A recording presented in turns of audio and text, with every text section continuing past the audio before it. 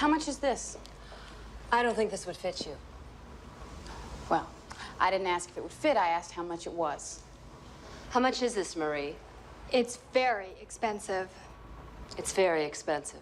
In 1990, a romantic comedy hit theaters that, on paper, should never have worked as date-night entertainment. It centered on a corporate raider who dismantles companies for a living, a sex worker trying to make rent on Hollywood Boulevard, and a slick, ambitious lawyer who exists mainly to make audiences grit their teeth. And yet somehow, against every odd, that movie became one of the most beloved romantic comedies of all time. That movie was Pretty Woman. Julia Roberts played Vivian Ward, a street-smart working girl with more charisma than anyone else in the entire cast combined. Richard Gere played Edward Lewis, a billionaire so emotionally shut down he barely registers as a person for the first act of the film. And Jason Alexander played Philip Stuckey, the kind of oily, self-interested lawyer who makes your skin crawl every time he opens his mouth. Edward hires Vivian for a week. Stuckey frets over his business deal. And somewhere between corporate takeovers, department store humiliation, and a shopping spree that rewired popular culture forever, the whole thing transforms into a modern fairy tale. Behind the scenes, though, this movie had a much rougher road to the screen than most people realize. It started life as something far darker, went through actress after actress before landing its lead, and nearly ended on a note so bleak that test audiences revolted. Today we're counting down 15 strange, surprising, and occasionally jaw-dropping facts about the making of Pretty Woman. From the brutal original script to the accidental moments that became iconic, the actresses who said no before Julia Roberts said yes, and the studio interference that turned a grim character study into a box office phenomenon. Let's get into it. One of the most satisfying moments in the entire film is watching Vivian get turned away from a Rodeo Drive boutique for the crime of not looking wealthy enough, only to return later, dressed to the nines, and rub their noses in it. It plays as pure fantasy, but the attitude behind that scene wasn't invented by screenwriters. When the production first approached real boutiques on Rodeo Drive to film there, several of them refused outright. The owners didn't want their storefronts associated with a film about a sex worker, even one that was being reworked into a softer, more romantic story. Negotiations reportedly went cold fast, and more than a few doors were shut in the crew's face. Eventually, the filmmakers found shop owners willing to cooperate, but the chilly, dismissive energy that had greeted the production in real life bled directly into the performances of the boutique staff on screen. The irony, of course, is that once the film became a massive hit, those same high-end shops on Rodeo Drive quietly changed their tune. Tourists began flooding the street specifically to reenact Vivian's revenge shopping spree, posing outside storefronts and delivering her famous kiss-off line to bemused shop clerks. A street that once wanted nothing to do with the production became permanently associated with it, whether the boutiques liked it or not. Ask anyone who has seen Pretty Woman what they remember most, and there's a good chance they'll describe Edward standing up through the sunroof of a limousine, roses in hand, working up the nerve to climb a fire escape for the woman he loves. It feels inevitable, like the only way this story could possibly end. Except originally, that scene didn't exist at all. In earlier cuts of the film, the story simply stopped once the business arrangement between Edward and Vivian ended. He pays her, they say a low-key goodbye, and that's it. No limousine circling back through the city. No grand romantic gesture. No declaration shouted from the sidewalk. Just two people quietly parting ways and going back to their separate lives. When this version was shown to test audiences, the reaction was overwhelmingly negative. Viewers had spent 2 hours watching these characters slowly lower their emotional defenses for each other, only to be handed an anticlimactic non-ending that felt like a betrayal of everything the film had been building toward. Feedback cards came back practically begging for more romance, more payoff, more of a reason to feel like the story had actually gone somewhere. Faced with that response, the studio scrambled. The cast was called back for reshoots, the fire escape sequence was built, and the now iconic ending was stitched onto the film. Director Gary Marshall later admitted that by that point in production, the movie had fundamentally stopped being the gritty character drama it was originally conceived as. It had become a fairy tale, and the ending needed to match the tone the rest of the film had drifted into. Without that disastrous test screening, audiences might have walked out of theaters with a shrug instead of one of the most re-watched romantic finales of the decade. It's almost impossible to imagine anyone besides Julia Roberts in the role of Vivian Ward today, but the part went through a long and complicated casting process before she ever got involved. Several major actresses of the era were approached first and turned it down for one reason or another. Molly Ringwald passed on the role. So did Michelle Pfeiffer. Meg Ryan was reportedly considered as well and ultimately did not take it.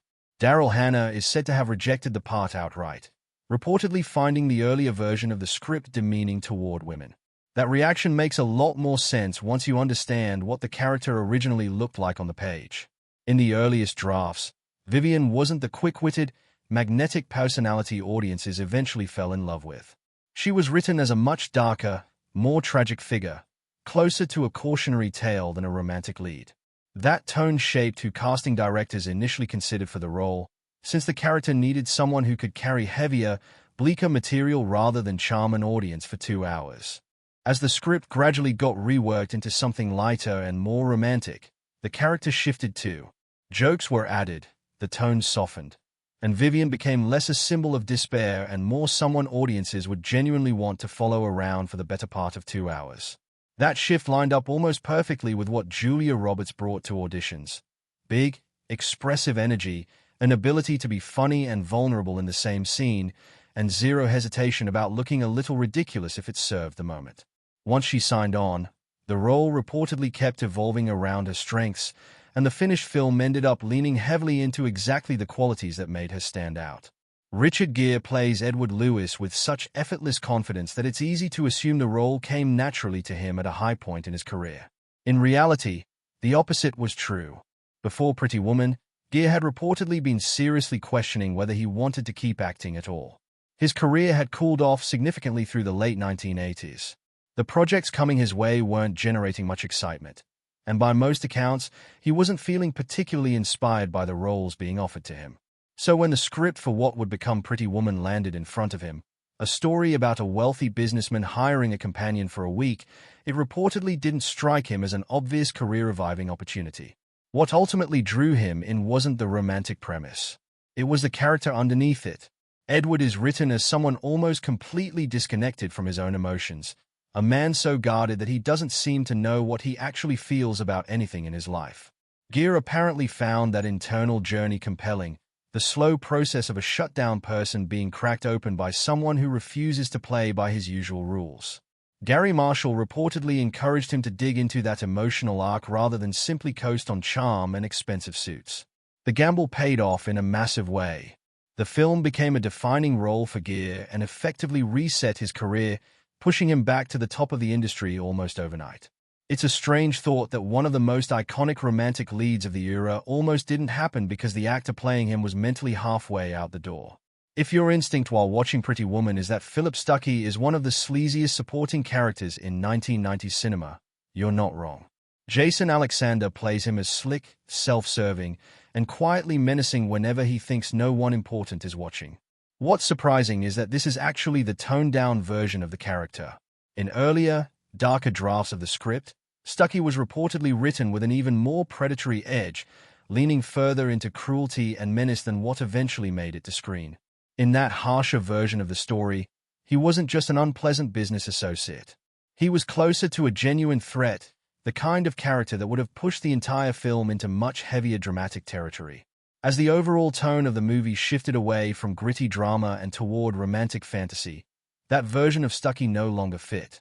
The filmmakers still needed a clear antagonist for audiences to root against, but a story this light couldn't sustain a character that unsettling without breaking the tone entirely.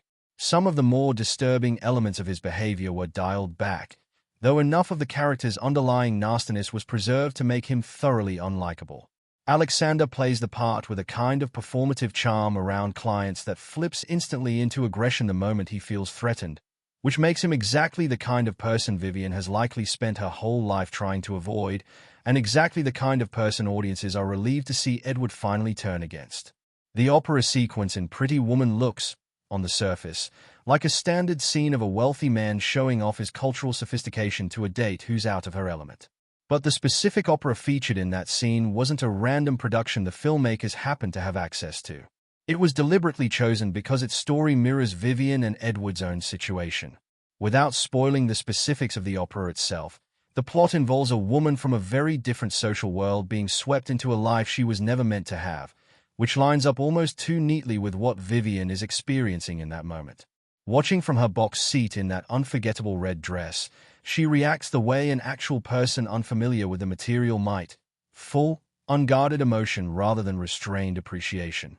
Meanwhile, Edward spends much of the scene not watching the stage at all, but watching her reaction to it. That small directorial choice underscores just how far the film has drifted from gritty realism by this point in the story. This isn't a movie interested in social commentary anymore.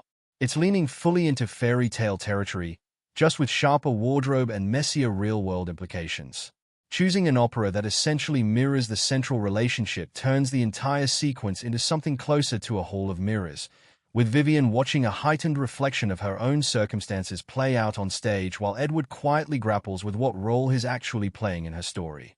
The image of Vivian in that deep red opera dress is arguably the single most iconic visual from the entire film. It's on posters, DVD covers, and countless Halloween costumes decades later. Given how definitive that look has become, it's surprising to learn that costume designers reportedly considered other directions before settling on it. Early costume discussions apparently explored softer, lighter color palettes, options that would have made Vivian red as more delicate or sweet rather than commanding. Cooler tones were also floated, looks that might have helped her blend more naturally into Edward's upscale world instead of standing out from it. Any of those choices could have worked for a different kind of movie, but they wouldn't have delivered the same visual statement.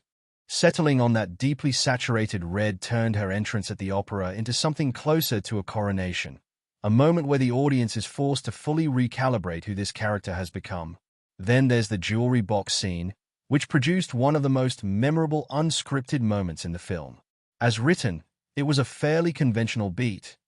Wealthy man presents expensive jewelry, love interest reacts with delight, romantic music swells. On set, Gere reportedly decided the moment needed a little mischief. As Roberts leaned in to admire the necklace, he snapped the box shut on her fingers. Her reaction, a genuine yelp followed by an explosive, completely unfiltered laugh, was not planned or rehearsed. It was simply Julia Roberts reacting in real time to being playfully ambushed by her co-star. Gary Marshall reportedly loved the take so much that he scrapped the more polished, scripted version entirely and kept the spontaneous one instead. That unplanned bit of improvisation went on to become one of the most frequently replayed moments from the entire film, showing up in trailers and retrospectives for decades afterward. Julia Roberts' laugh is practically a character unto itself in Pretty Woman, and in at least one key scene, that laugh wasn't the product of acting technique at all. It was the result of some old-fashioned, off-camera mischief from the director. In the scene where Vivian is watching television and completely loses it laughing, Gary Marshall reportedly wanted something bigger and more genuine than a typical performed laugh. He wanted the kind of uncontrollable, can't-catch-your-breath reaction that's very hard to fake convincingly on command. So, according to accounts from the production, he got down off camera and tickled her feet to provoke exactly that kind of response. It worked. Roberts couldn't hold her composure, and the resulting laughter, completely real and completely unguarded, is what ended up in the finished film. Audiences watching that scene aren't just seeing a character enjoying a TV show. They're watching an actress genuinely trying not to react to her director messing with her feet just out of frame. It's a strange bit of trivia, but it speaks to how many of the film's most beloved moments came from improvisation and on-set spontaneity rather than rigid adherence to the script. Hector Elizondo's character, the hotel manager Barney, ends up being one of the warmest presences in the entire film. He could very easily have been written as an obstacle, another authority figure trying to have Vivian removed from the property. Instead, he quietly becomes her ally, guiding her through unfamiliar social terrain without ever making her feel small for not knowing the rules. That warmth wasn't necessarily part of the character's earliest conception. In more conventional drafts, hotel managers in stories like this tend to function as gatekeepers, enforcing rules and treating anyone who doesn't fit the expected mold with suspicion. It's an extremely familiar supporting character archetype, the kind of role that rarely gets remembered by name. What changed things was Gary Marshall's long working relationship with Elizondo. The two had known each other for years, having first met on a basketball court in the late 1970s, and Marshall reportedly cast Elizondo in every single film he directed afterward, an extraordinary streak spanning nearly 2 decades and close to 20 films. Marshall knew exactly what Elizondo could bring to a role like Barney, and the finished character reflects that trust. He plays the part as calm, kind, and quietly amused by the world around him, which shifts Barney from a potential obstacle into something closer to Vivian's fairy godfather. He never conjures anything magical, but he opens doors that could easily have stayed shut and helps her navigate a world designed to keep her out. Roy Orbison's Oh, Pretty Woman was already a rock and roll classic decades before Pretty Woman hit theaters, but the film essentially handed the song a comeback it never asked for. The connection between the two became so permanent that it's difficult to hear that opening guitar riff today without immediately picturing Julia Roberts strutting down a Hollywood street. There's a layer of irony in how the film repurposes the song. Orbison's original lyrics describe a man watching a woman walk by and hoping she'll turn around and notice him, a fairly straightforward expression of longing from a male perspective. The movie flips that framing almost entirely, using the same track to soundtrack Vivian's own transformation and growing confidence, turning a song about wanting into something closer to a song about becoming. Once the film became a hit, the song rode along with it. Radio stations brought it back into rotation, compilation albums repackaged it for new audiences, and an entire generation that had only encountered the track in passing suddenly knew it by heart, largely because it played over the film's opening credits every time they re-watched their rented copy. At this point, the two are essentially inseparable in the cultural memory. Hearing that riff doesn't just evoke 1960s rock and roll anymore. It evokes a very specific image from a very specific movie. The classic Pretty Woman poster, with Julia Roberts draped against Richard Gere in a striking, magazine cover pose, is one of the most recognizable pieces of movie promotional art from the era. It's also, according to widely reported industry lore, almost entirely fabricated. Julia Roberts' face appears on the poster, but her body reportedly does not. That job apparently went to a body double, with Roberts' head composite onto someone else's figure for the final image. It's a fairly common practice in movie poster design, but it's a strange detail once you realize how iconic and widely reproduced that particular image became over the following decades. Richard Gere's appearance was reportedly altered as well, though in a different way. In the film itself, his hair reads as naturally gray, occasionally verging on silver depending on the lighting. On the poster, it appears solid black, seemingly darkened for the promotional image in a way that doesn't match anything audiences would